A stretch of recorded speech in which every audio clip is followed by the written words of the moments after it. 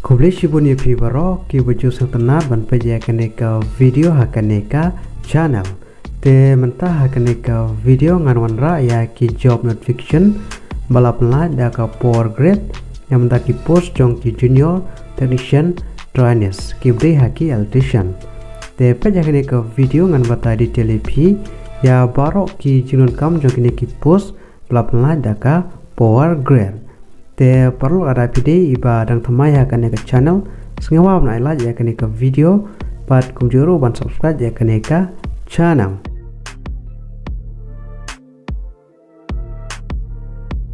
ka Power Grid Corporation of India Limited PGCIL kane kadai chong ka India bat ka srim bat ka MECL hangnya Meghalaya bat kane ka PGCIL ka khor online application ni phi nam ta kini ki post jong ki junior technician trainees ki bri ha ki electrician vacancy bat cluster ban sumedia ki application form ko jong phi kadai hadu ka khat atrek udi sembar arjar arfulai te ha kini ki post jong ki PGCIL junior technician trainees ki bri ha ki electrician ki nomor ki post ki belat ki don hadu ars palai bat ha ki post kategori spot nam ta QR khnai post nam ta ki EWS khat propose nam taki OBC sub new post nam taki SC live khnai post but nam taki ST kadesh fo post but hanot is region kantubia ka Meghalaya kidon hadu sau pho post but ha karta ka filam apply kadai ha karta ka bakat pra hadu ar penyusnyam karta but nam ta ka relaxation part license name nam taki OBC sans name nam taki SC ST but post name nam taki PWD bat ha kajensiu kadai ha pay skill kumba arpo hajar spa hadu nyup sawajar haka shipnai bat namta ka karan pule ki ship me ki wala pendap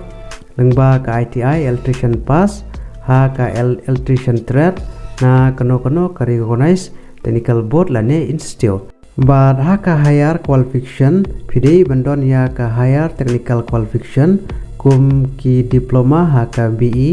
BTech bat kiwi lengba ka ITI pass bat haka application fees nam taki SC ST PWD ex serviceman nil omdan bat nam ta kiwi ki kandidat kadai aspa tengka bat haka selection process kadai lengba ka writing test computer based test bat document verification trade test bat medical examination bat ka test hangne ha Meghalaya kadai ha Shillong te kumno ban apply nam ta ka PGCIL recruitment ajar apply haki post jong ki junior technician trainees ki bdai haki electrician